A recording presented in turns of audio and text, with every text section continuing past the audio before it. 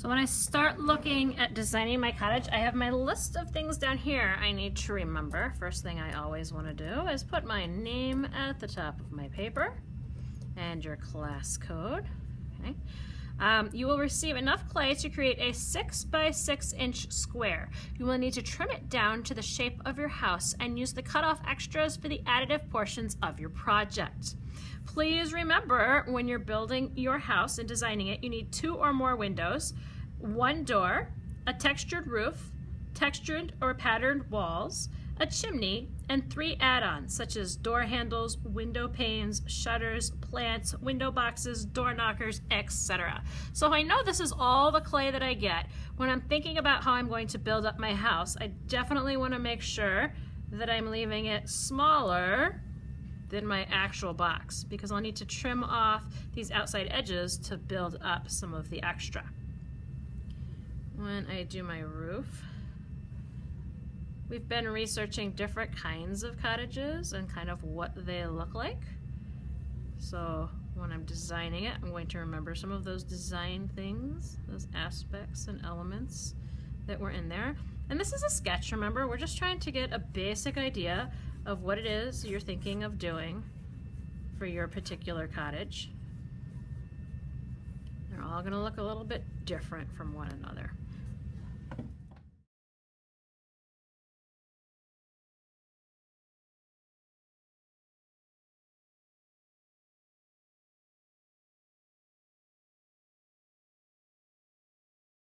Once I finish, I'm going to go through my checklist. Do I have 2 or more windows? 1, 2, 3, 4, 5. I'm good. Do I have a door? I have a door. Do I have a textured roof? I have a textured roof. Do I have textured patterns on my walls? I did add some of those in there. I have my chimney.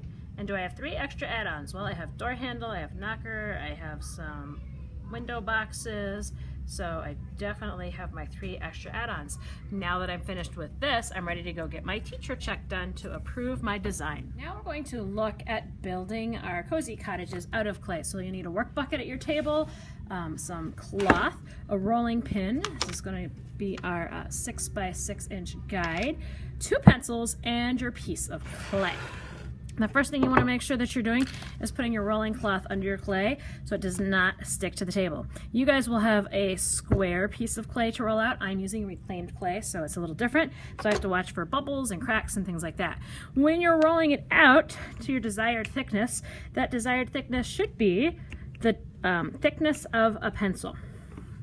If at any time when you're rolling you start seeing bubbles like this one up in here, you're going to want to take this and poke in there to make sure the air gets released from those bubbles. I'm not too worried about this piece because I'm not finished rolling it out yet, and I'm going to flip it over when I'm done so I won't see any of these impressions.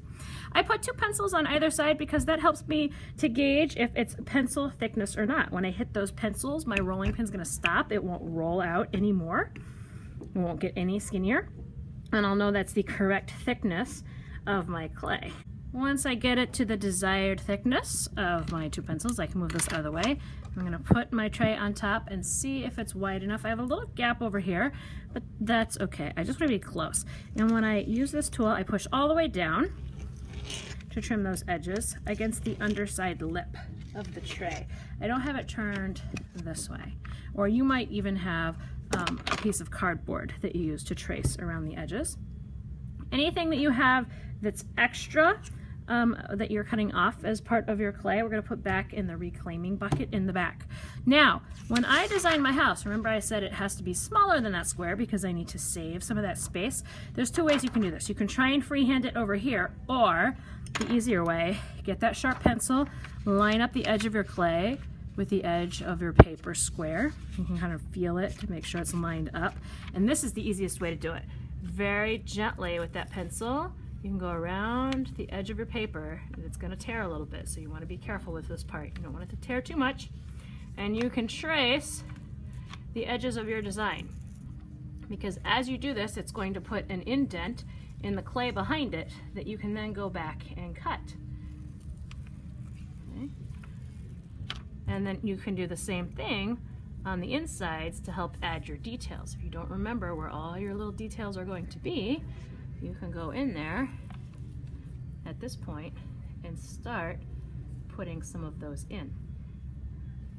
Makes it a little bit easier for you on the additive and subtractive part that we're going to work on next.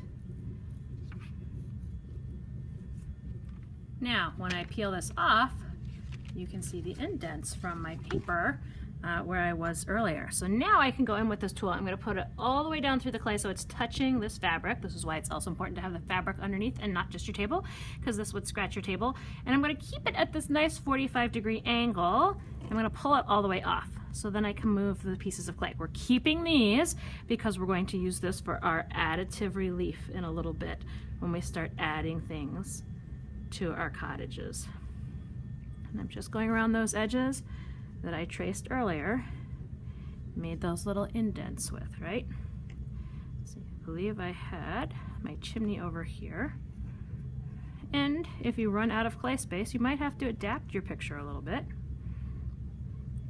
This one comes back over, and my bushes were here. I want to try and be as straight as I can on my straight places, my straight edges. Chimneys here. Let's see, there we go. Now, and this is the basic outline and shape. Now I want to start taking away from and adding to this. And in order to do that, I'm going to start using a lot of the tools that I have in my bucket to help carve some of those spaces out. If you have smaller, tighter spaces, you'll want to use a tool that has a tighter loop in it. If you have a larger space or a rounded space, you'll use the larger loops. There's lots of those in there. They also have all kinds of little fids and wooden pieces that you can use to take away and push away. When we're removing stuff, so places that indent more, what you're going to do is you're going to scoop it out. You can go in and make a scooping motion in those locations. So if I want to hollow out my windows, I'm going to go in like this, and I'm going to be careful when I pull up. Don't want to destroy my window boxes that are down here. To take a little bit at a time. I don't want to go all the way through to the back and poke a hole in the back of my clay. I just want to take out a little bit to give it that relief style. And this takes a little bit of futzing. You are going to have to slow down for this part when you're doing this. If you get a lot of clay built up in here, just take one of your other tools to clean it out.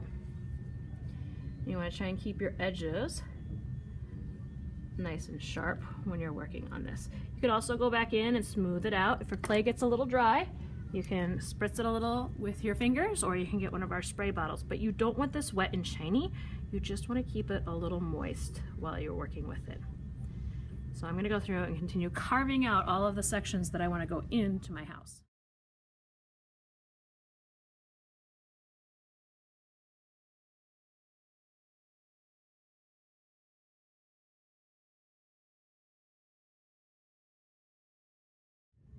Now if I want to go in and start adding some of my textures, what I can do is use a finer tip tool just to draw in those lines. So if I'm going to do my shingles on my roof, I'm going to very gently drag this across here to start lining up my shingles.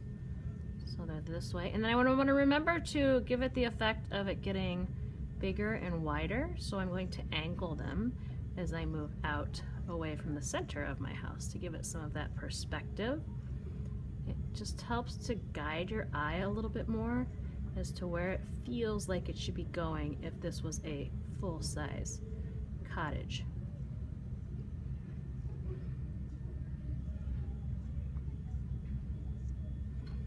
And you can remember at this time too, start thinking about where the edges of your windows are going to be, because we might build those back up here in a little bit. So if you want to draw those in just as a reminder to yourself, go ahead and do that in here. You can fix some of these little areas by scraping some out if there's something you want to straighten out. And now to do my decorations and designs in here, I'm going to take one of my fids and I'm going to go in and I'm just going to put in some little hollow areas. So I'm pushing the clay down, which means it is going to push things out and away, and it might make some of those lines disappear. I have to watch that and be careful with that. I want to keep it angled just like I did with the lines that I put in, so it gives it that nice little shingle texture look. You'll notice while I did that, When I was working way over here, I extended my pinky out the other direction to counterbalance my hand so it would stay up off my clay. Your pinky is going to get quite a bit of workout on this project while you're working on the inside so that you don't touch and smush the rest of your project. I'm going to continue to add in different patterns. So for example, I had some bushes up here. I'm going to add my bushes in. I have to use the score and slip technique. So I'm going to score the area where I want to make my bushes come out and have some additive relief. And get my fingers wet. I'm going to put a little water on here and take the clay that I want to make my bushes with, and I'm going to score it on the side that's also going to zip itself into here. Think of it like Velcro. You have to have both sides kind of fuzzy in order for it to work. And I'm going to tear off chunks and I'll push them down into those other parts. And start out around the edges first because they're behind everything else when I'm thinking of this in layers. I'm keeping that sticky side to the sticky side for the bushes, just like that. Now I have a little 3D bush. Same thing goes, scoring and slipping any place else I want to add something onto here. So for example, when I do my flower boxes, then I want to score the areas where it's going to go on there, and then I'll score the back of the flower boxes to stick on. For these flower boxes, I actually want them to pop up a little bit, so I'm going to take some extra clay. I don't have to roll it out. I'm pretty good at being able to do it with my finger to kind of get the same thickness all the way through. And then I'm going to, just like we did before, at an angle all the way down to the back, snip out and trim out the flower boxes. Make sure it's going to fit there. It's going to fit there quite nicely. So now I have to score the back of it. Add a little water to my finger, add water to there. I'm going to make it snug down in here. And carefully, gently push it down. I don't want it to flatten out. I just want it to stick to that other area that I already scored. I'll make a second one for the other side.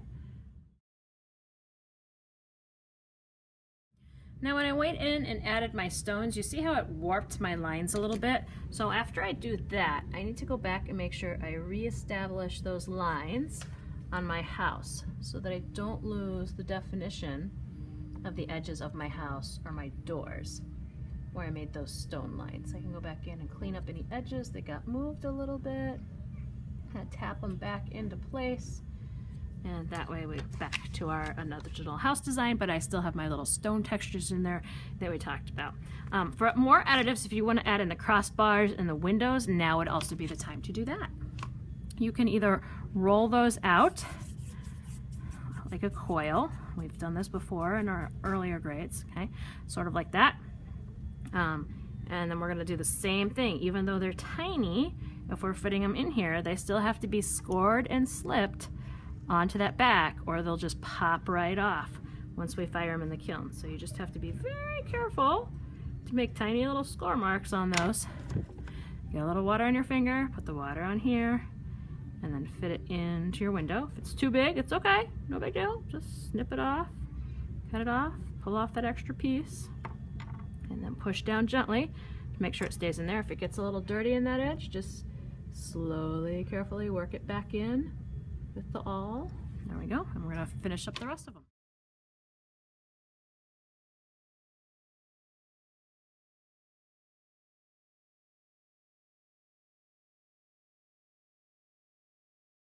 Now it's time for the most difficult part of this whole project. That's carefully flipping it over very gently so you don't ruin anything on your project, and taking that awl and writing your name and your class code on there. You can write your first name and last initial. Class code's very important because we're going to be firing all of these together at the same time, and I need to know how to get yours back to you.